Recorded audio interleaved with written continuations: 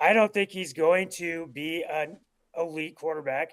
Right now, there's 10 quarterbacks above him that should be paid higher than him. And that's not even without even thinking. That's just 10 quarterbacks better than him. He's going to be like Tua. He's going to be injured every year. He got injured last year. He got injured the year before that. And he was injured the year before that. Couldn't even go to the Super Bowl because he tore his arm up. He's going to be injured every year. Last year, if you watched him with a below team where his team was hurt, yeah, but on the same level as KC or some of the guys that have gotten paid, the Bengals, like those rosters that aren't as tight, he couldn't make all the throws, Errol. If it was windy, if it was rainy, if it was a snowstorm, you watch him go up against the best quarterbacks and look far less than those guys. If he goes up next to Burrow, he's going to look like less than Burrow. If he goes up next to Patrick Mahomes, he doesn't even come close. He's played him 4 times and lost every one of the games. Like, the guys that are getting paid are the guys with the big arms. They can stay healthy. The Josh Allens of the world, the Joe Burrows. I mean, he has some injury questions, but his offensive line is trash. I just don't think paying this guy this much money when his team is significantly going to need an overhaul in the next couple of years with what you just said. Kittle might not stay healthy for his contract. They got older guys. They're going to get rid of Ayuk, I'm sure, by the trade deadline this year because I don't think him and Kyle Shanahan mesh. So I think they're going to be in an overhaul, and they're going to have to pay their quarterback and not be able to get him the offensive lineman, the receiver help, the guys that are going to make him look successful. And with a not stacked roster this year, with the first time he has had a stacked roster with Debo, with Kittle healthy, with Trent Williams healthy, he looked like a scrub. He looked like an average quarterback. I mean, look at the numbers last year. I guarantee that he's at like 60% of the throwing percentage. He was probably bottom half in QBR. He didn't play well last year, not to mention he got hurt at the end of the season. Again. Shanahan's the one that's drafting all these players, right? He's a part of that, right? Why isn't he giving them weapons? No, he's paying these guys. He's overpaying George Kittle, who's over the age that you're supposed to pay a tight end. George Kittle was the best tight end in football. Oh, stop with this. He was the best tight end in football. That's because Brock Purdy could only throw to him because nobody was 100% healthy. Give me a break. You're going to blame, and you're going to sit here and you're going to tell me that Brock Purdy doesn't deserve the credit that he deserves? If Kyle Shanahan would have been fired already if it wasn't for Brock Purdy, okay? You're going to sit here and say, well, Brock Purdy didn't make this throw, and Brock Purdy didn't make that throw. Hey, how about if the offensive line knows how to protect him and put him in a good position to do that, maybe he would make those throws. And how about your wide receivers who you overpaid? Thank you, Kyle Shanahan. Thank you, John Lynch. And then all of a sudden you're going to take shots at him because he lost his number one offensive option in his running back, Christian McCaffrey. If you have your running back and it opens up the field for the wide receivers, it gives him more options to make the throws that he needs to make to the Pearsalls or any of the other guys available. You're going to sit here and blame the quarterback because of the injuries that his coach put their team through. So I'm saying Patrick Mahomes does it without a running back. Pacheco, he's not even on the same league. Patrick Mahomes has Andy Reid. He's the best offensive mind. Doesn't have a running back.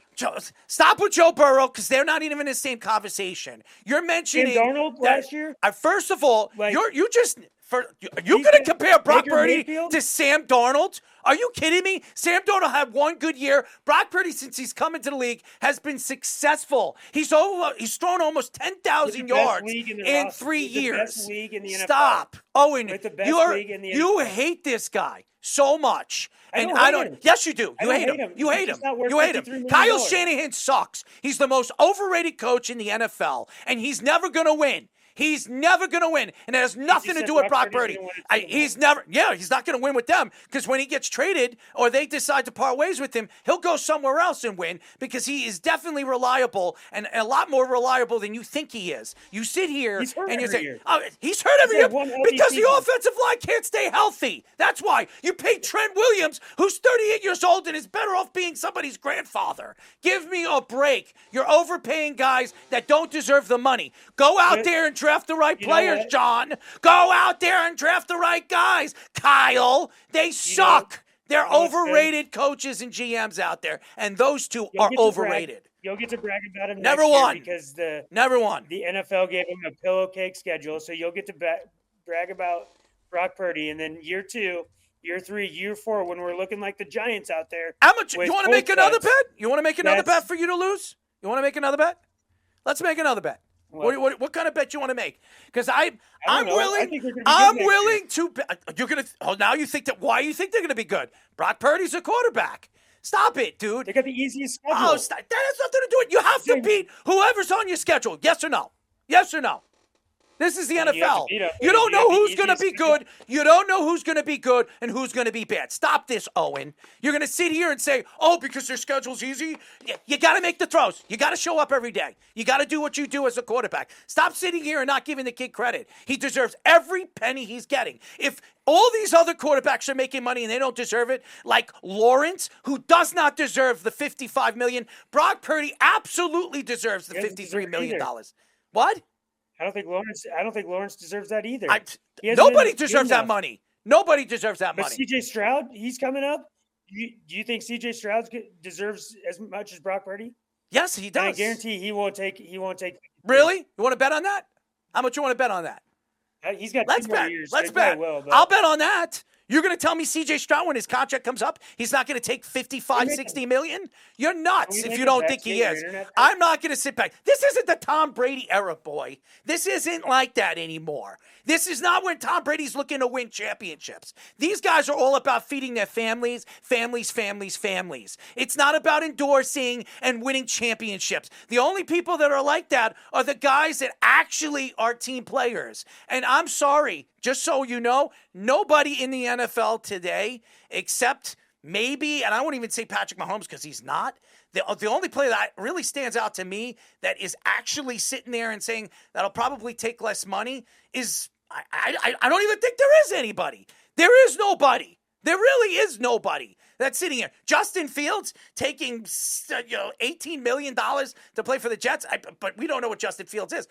If you're a good quarterback and you're putting up numbers like these guys, you got to take whatever is given to you. And he deserves $53 million. If you compare his numbers to the top 5, 6 quarterbacks in the league, statistically, it would tell you this guy is right there with them. And yes, Dak Prescott's there too. For all you cowboy idiots that don't know anything about football, shut and zipper your mouths. I don't want to hear any more about Dak Prescott. This man deserves the credit that he's gone through and he's put up the numbers.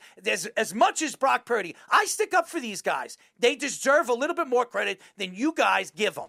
I'm sorry. And you're playing in San Francisco, a team, by the way, hasn't won since the 90s. Ooh, they've been there twice, and thank you to Kyle Shanahan because he stopped running the ball is the reason why they never won. So stop it. Stop with this guy. Kyle Shanahan, if this team doesn't make the playoffs this year, should be fired. He doesn't belong there. He should have been fired last year. It's a joke of an organization that he's still there. I don't want to hear from Fish, because he's a coach, or you saying this. I don't care. It's all about winning, right? How long has Shanahan been there, Speedy? Since 2017. So how long is that? 7 years? 8 years? Year 8, I believe. 8 years, and the guy's never won a championship. You know what that spells? That spells loser. Loser! That's what he is. He'll always be that because he does the one thing that he does so well and he stops doing in the important parts of the game, and that's running the goddamn ball. The guy's a loser. And I think anybody, and by the way, Ryan Hickey, if you're listening to this show, and I'm sure you listen to it sometimes, you're a moron. You're a moron. CBS Sports should understand when somebody goes out there and speaks about a player and speaks about what this coach is.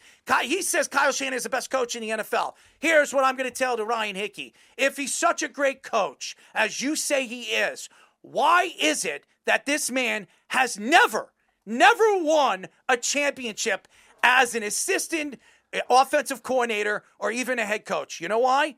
And he's lost 3 of them as an offensive coordinator and as a coach. 2 of them as a coach.